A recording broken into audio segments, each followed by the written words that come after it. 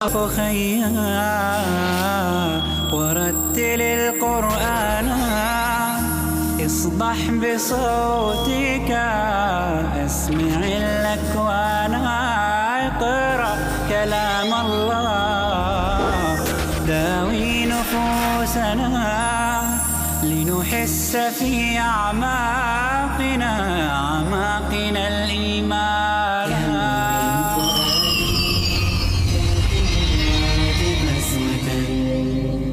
فإذا وعى القرآن من اللانا كم من فؤاد كالحجارة قسوة. السلام علیکم ورحمۃ اللہ وبرکاتہ. نحمد و نصلی علی رسولہ الکریم. اما بعد، علم و آگہی و بیداری اور تعلیم و تربیت کی اس درسگاہ روشنی علم کی، اس میں آپ سب کا استقبال ہے. ہم اس درسگاہ میں وہ ایسے مفروضات، وہ ایسے فرضی باتیں جو سن کر ہم اس کے عادی ہو چکے ہیں اور اس کو صحیح مان رہے ہیں، اس کے حقائق کو سمجھنے کی کوشش کر رہے ہیں. اس سے ہم نے عرض کیا کہ عام طور پر جو ہے ہمارے قوم میں، ہمارے مسلمانوں میں جو بات کہی جاتی ہے کہ ایک سازش ہے، کسی بھی چیز کو، کسی بھی ہمارے کوتاہی کو ایک ملکی پیمانے پر بلکہ عالمی پیمانے پر سازش ہم اس کو قرار دیتے ہیں. اس سے مختلف پہلوؤں کا ہم نے جائزہ لیا. آئیے اس کی حقیقت کو سمجھیں کہ کیا واقعی یہ سازش ہے یا ہوتی ہے. کبھی ہم سوچ بھی نہیں سکتے تھے، لیکن جو اخبارات میں پڑھ رہے ہیں، جو اعداد و شمار جو سامنے آ رہے ہیں، جو حقیقتیں سامنے آ رہی ہیں، اس سے بات واضح ہو رہی ہے کہ ہماری قوم میں بھی ایک بہت بڑا مسئلہ ہے، اور وہ ہے جہیز کا مسئلہ. جہیز کی بنا پر آج ہزاروں نہیں بلکہ لاکھوں ہمارے قوم کی بچیاں بن بیاہی گھر میں بیٹھی ہوئی، ان کی شادیاں نہیں ہو رہی.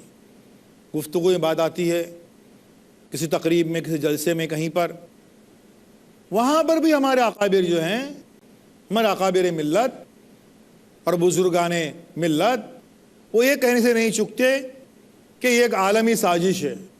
بھئی کیا سازش ہے؟ کہ مسلمان لڑکیوں کی شادی نہ ہو اور غیروں کی طرح سے وہ جہیز مانگیں اور جہیز کے کیسز سامنے آ جائیں، جہیز کی وجہ سے ٹارچر کے کیسز سامنے آ جائیں. یہ سازش ہے؟ یہ سازش کیسے ہو سکتی ہے؟ ہمارے یہاں پر اس حد تک وہ سامنے آ رہے ہیں کیسز کہ ڈھکے چھپے الفاظ میں نہیں بلکہ واضح طور پر جہیز جو ہے وہ مانگے جا رہا ہے. نکاح کو اتنا آسان بناؤ کہ زنا مشکل ہو جائے، لیکن نکاح ہمارے یہاں پر بہت ہی مشکل بات بن کے رہ گئی ہے. جس کی 1 2 3 بیٹیاں ہیں، ان کے نیندیں اڑی رہتی ہیں، ہوش حواس اڑے رہتے ہیں کہ ان کو ایک تو رشتہ کہاں سے آئے گا، اور جب آئے گا تو ہم سے کیا ڈیمانڈ کرے گا، کیا مانگیں گے، کہ کیسے مانگنے کے طریقے ہوتے ہیں ان کے.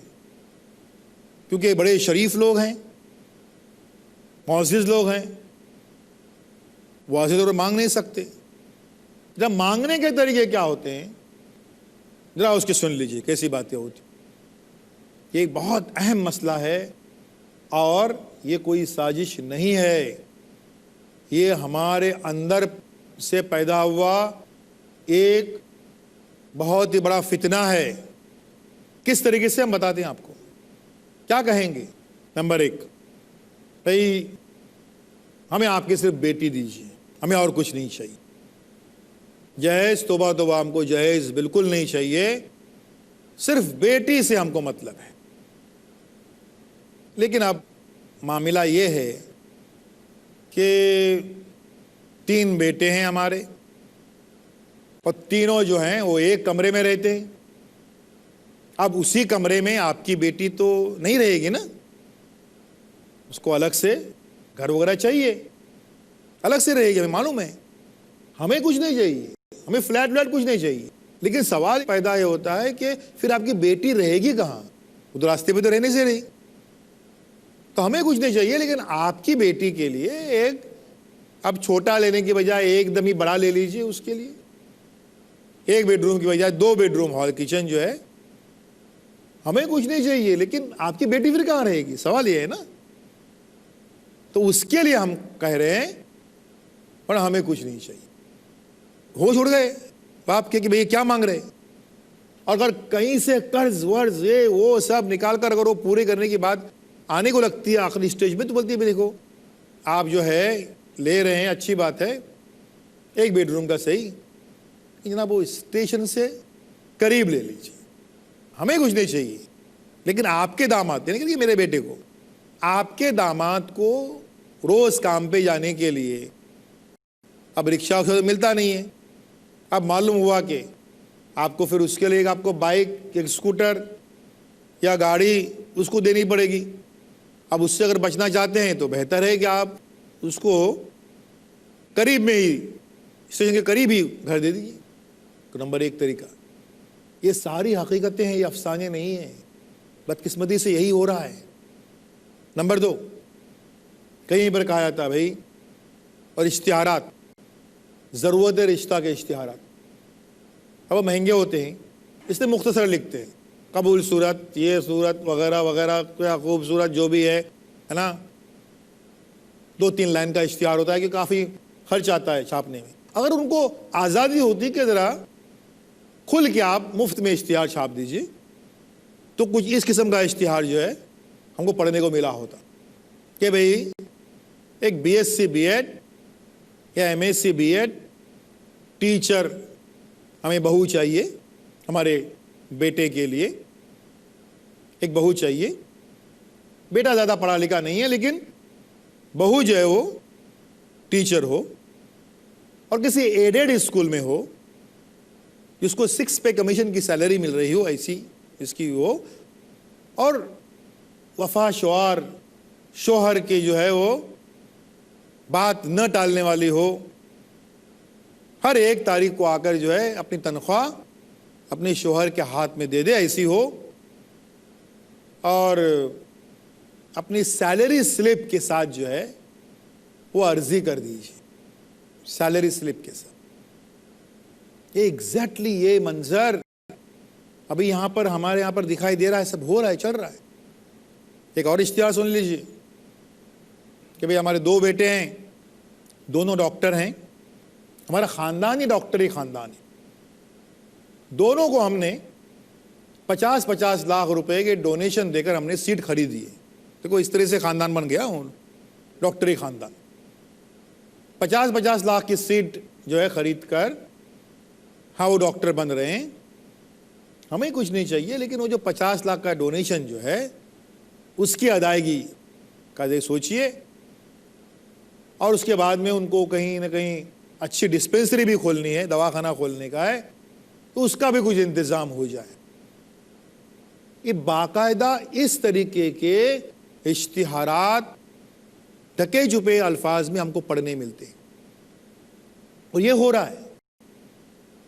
جہیز کی وجہ سے اچھی بچیاں بھی گھروں میں بیٹھی ہوئی، بالکل نٹھو قسم کے اور نٹھلے کسی کام کے نہیں ایسے لڑکوں کے لیے وہ مانگے جاتے ہیں کہ convent educated, extremely beautiful, extremely beautiful, ذرا ایسا نہیں قبول صورت نہیں، ایکسٹریملی بیوٹیفل لڑکی سے جو ہے وہ رشتہ درکار ہے. یہاں پر رشتوں کی باتیں جب بھی ہو رہی ہیں تب دینیات کا کوئی تصور ہی نہیں، اس قسم میں کوئی سوالات ہی نہیں. لیکن یہ رشتے آگے چل کر جو ہیں وہ نئی نسل کے باغبان بننے والے ہیں، لیکن ان گھروں میں دین کی تعلق سے کوئی سوال نہیں کہ بیٹا جو ہے اس کی نمازیں کتنی ہیں، کیا کتنی، کچھ بھی نہیں. اگر کوئی پوچھے تو ہنستے بھلے کس دنیا میں رہتے ہیں یار کہ نمازیں کتنی پڑھتا ہے یہ پوچھ رہے.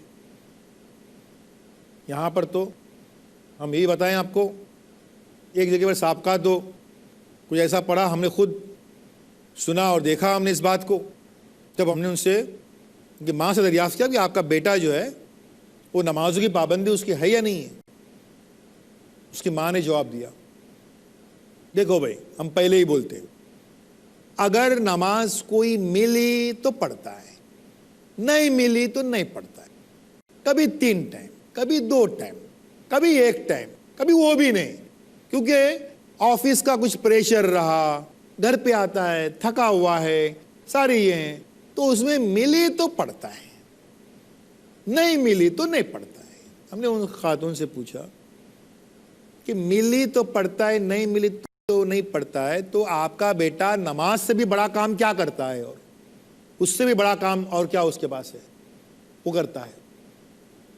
دیکھیے نماز ہے اور اس کی پابندی یہ جیسے کوئی ایشو ہی نہیں ہے۔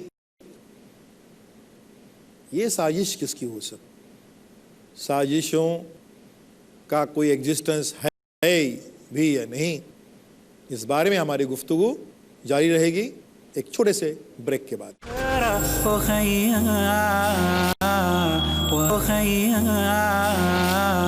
ورتل القرآن۔ السلام علیکم ورحمۃ اللہ وبرکاتہ۔ روشنی علم کی، اس میں ہم گفتگو کر رہے ہیں وہ ہماری سماجی بیماریاں، وہ ناسور جو ہمارے اپنے پیدا کردہ ہیں اور اس کی ہم پرورش بھی کر رہے ہیں، وہ پھلتے پھولتے ہم دیکھ رہے ہیں، اور ان کو دوسروں کی سازش، صہیونی سازش، غیروں کی سازش، مغربی سازش، یورپی سازش ہم قرار دے رہے ہیں۔ اس میں سے ایک چیز ہے، اس کا نام ہے جہیز، کہ جہیز کی وجہ سے آج کیا معاملات ہوئے ہیں۔ گھر میں 1 2 3 4 بہنیں، 5 بہنیں جو ہیں وہ بیٹھی ہوئی ہیں، ان میں سے کچھ باپ تو ان ماؤں کو اس لیے طلاق دے چکے ہیں کہ انہوں نے بیٹیاں پیدا کی، بیٹیوں کی وجہ سے کہ بیٹی ہوئی ہے اس لیے طلاق دے کے کہیں غائب ہو گئے ہیں، اور اکیلے ماں جو ہے وہ بوجھ ڈھو رہی ہے زندگی کا، کھینچ رہی ہے گاڑی، اور جب دیکھ رہے ہیں کہ بچیوں کی عمر جو ہے وہ 28 سال 30 سال 32 سال 35 سال، شادیوں کی کوئی امید نہیں ہے، تب ہمارے یہاں پر جو ہے وہ پیٹ کی آگ بجھانے کے لیے یہ بچیاں اتنا ایکسٹریم اسٹیپ جو ہے وہ لے لیتی ہیں۔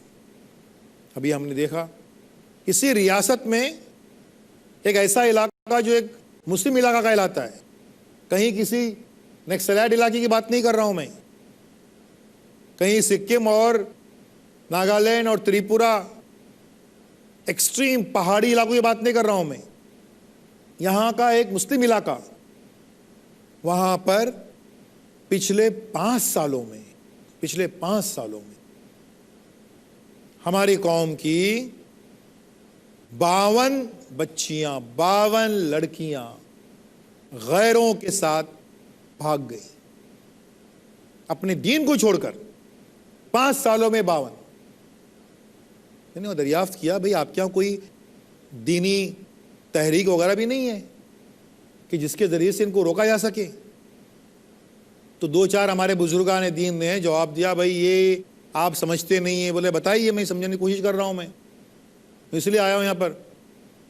آپ سمجھتے نہیں ہیں، یہ ایک بہت بڑی انٹرنیشنل سازش ہے۔ ارے کیا سازش ہے کہ ہماری بچیاں گھروں سے بھاگ جائیں؟ یہ سازش کیسے ہو سکتی ہے؟ ہم اس بات کا اعتراف کیوں نہیں کرتے کہ ہماری بنیادی ہی کمزور ہیں، ان کی دینی تعلیم کا کوئی نظم ہم نے نہیں کیا، گھروں میں ان کی بنیادیں کمزور ہیں، ان کی بیس کمزور ہے۔ آپ سمجھتے ہیں کہ ان بچیوں کے گٹی میں تقویٰ ان کو گھٹ کر پلایا گیا، اس کے باوجود وہ بھاگ گئی؟ ان کو اپنے باپ اور ماں سے، اپنے بہنوں سے اور بھائیوں سے اپنائیت جب سکھائی گئی، انہیں قرآن کا ترجمہ بچپن سے سکھایا گیا، اس کے اساس، اس کی بیس کیا ہے بتائی گئی، اور ہمارے دینی حدود کیا ہیں وہ سمجھائے گئے، اور اس کے باوجود وہ بھاگ گئی۔ ایسا ہو سکتا ہے؟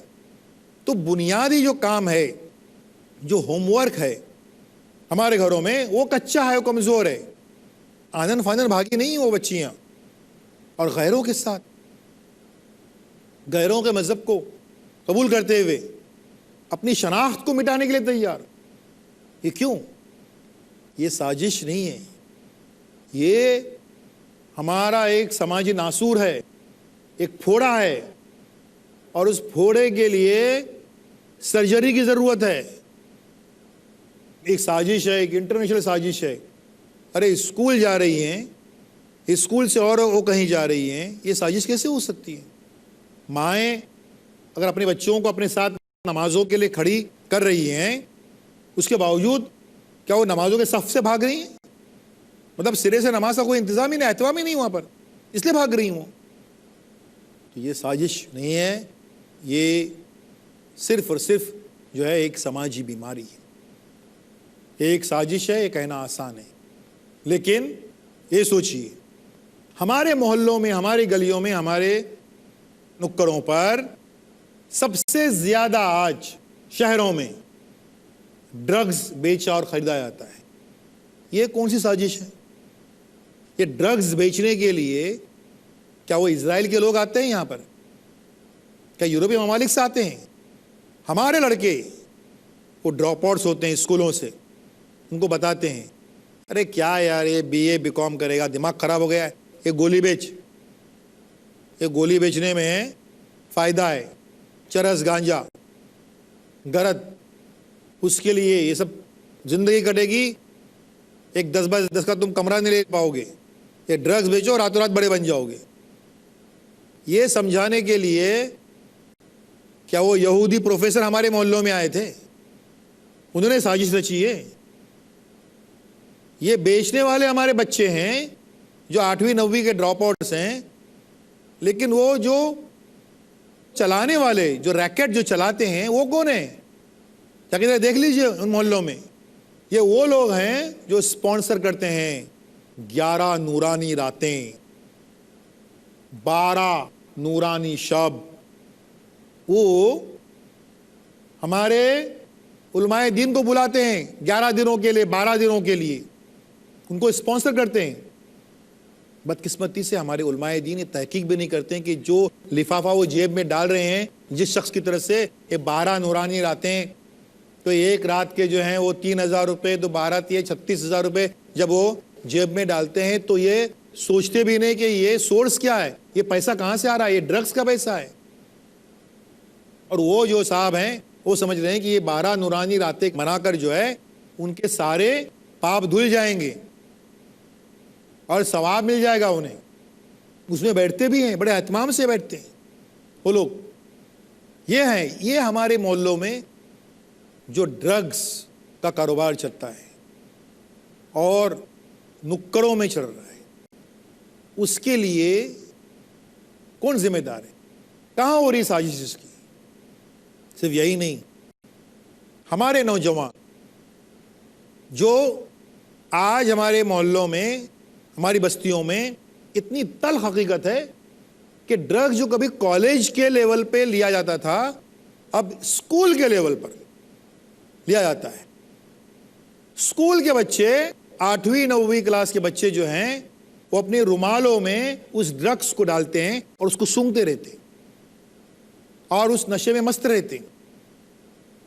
اسکول کی سطح پر ڈرگس اور گرد اور چرس اور گانجا، اس کی لت لگانے کے لیے کون سی بیرونی تحریک آئی تھی؟ کون سی بیرونی فورس، کون سا ایکسٹرنل فورس تھا؟ کہاں کی یہ انٹرنیشنل سازش تھی جس کا آپ شکار ہو گئے؟ صرف یہی نہیں، ہمارے نکڑوں پر، ہمارے گلیوں میں، بستیوں میں یہ چل رہا ہے. دادا گیری اور بھائی گیری کے کارخانے اور فیکٹری بن گئے ہمارے محلے. اس کی ٹریننگ کے لیے کیا پروفیسرز یورپین کنٹریز سے آتے ہیں کہ وہی رہتے ہیں؟ جو شروع کرتے ہیں وہ ایک پان پٹی والے، ایک پان کی دکان والا جو ہوتا ہے، اس کو دھمکانے سے شروع کر دیتے ہیں. اسکولنگ شروع ہوتی ہے وہاں سے ان کی، وہاں دیکھتے ہیں وہاں فائدہ ہے. اب کسی بڑے دکان والے کو دھمکایا کہ بھئی ہفتہ دینے کا ہے، تم کو پیسہ پہنچانے کا ہے. تھوڑی کامیابی وہاں ملی تو آگے پھر پروگریس کرایا جاتا ہے، پھر چیزیں شارٹ کٹ کے پیچھے ہمارے نوجوان جا رہے ہیں. یہ کہاں سازش ہے؟ عالمی سازش. ایسے مالز، یا ایسے بڑے بڑے شاپنگ سینٹرز ہیں، ان کے باہر ہمارے نوجوان کھڑے ہو کر جھوٹے CDs DVDs بیچ رہے ہیں، جھوٹا سینٹ بیچ رہے ہیں، ان کو بیوقوف بنا رہے ہیں۔ وہ الاس نگر کے بنے ہوئے ایسے جو مال ہوتا ہے اس کو میڈ ان جاپان بنا کر جو ہے وہ بیچا جا رہا ہے، جھوٹی چیزیں جو بیچی جا رہی ہیں ہمارے محلوں میں۔ یہ ٹریننگ دینے کے لیے کہاں سازشیں ہو رہی ہیں؟ کہاں سے باہر سے کوئی لوگ آ رہے ہیں؟ یہ ہمارے والدین میں جو ہے وہ صبر نہیں ہے، جلدی کمانے لگ کوئی بھی۔ آج ہمارے محلوں میں سب سے زیادہ جو ہے وہ آن لائن لاٹریز کے سینٹرز ہمارے محلوں میں، جو انسٹنٹ لاٹری ہے وہیں کی وہیں کھلتی ہے۔ ایک زمانے میں اس کا ایک پرانا سسٹم تھا جس کو کہتے تھے ممبئی کی زبان میں مٹکا، ہمارے فٹ پاتھ پورے اسی سے لدے ہیں۔ یہ سارے لوگ رات کو جو ہے شام گئے دیکھتے رہتے ہیں کیا نمبر آیا، کیا یہ ہو گیا، اپنی پونجیاں اس میں گنواتے رہتے ہیں۔ یہاں پر اب جو سائبر کیفے کھلے ہیں وہاں پر جا کر ہمارے بچے ان سائبر کیفیز کے ذریعے سے جو بری لت اور لگ رہی ہے ان کو، رات بھر کھلے ہوئے ہیں، کوئی جاتا نہیں ہے پروٹیسٹ کرنے کے لیے ان کو بند کر دیے جائے۔ بیوقوف بناتے رہتے ہیں ہمارے نوجوان ماں باپ کو، ہم وہاں کمپیوٹر سیکھنے کو جا رہے ہیں، سائبر کیفے میں کمپیوٹر سکھایا جاتا ہے۔ یہ ساری جو بیماریاں ہیں یہ ہمارے اندر سے آ گئی ہیں، یہ کوئی سازش نہیں ہے، یہ صرف عالمی سازش ہے۔ یہ کہہ کر اسے چھٹکارا حاصل کرنا اور حقائق سے، حقیقت سے آنکھیں بند رکھنا، یہ ہمارے لیے نقصان دہ ثابت ہوتا رہا ہے اور ہوتا رہے گا۔ اللہ کرے کہ ہماری قوم ان ساری بدعات، اور ایک بدعت یہ کہ یہ ایک سازش ہے، اس چیز کو بھی قبول کرنے سے انکار کر دے۔ آمین۔ وآخر دعوانا ان الحمدللہ رب العالمین۔ اللہ یا ربی یا اللہ، اللہ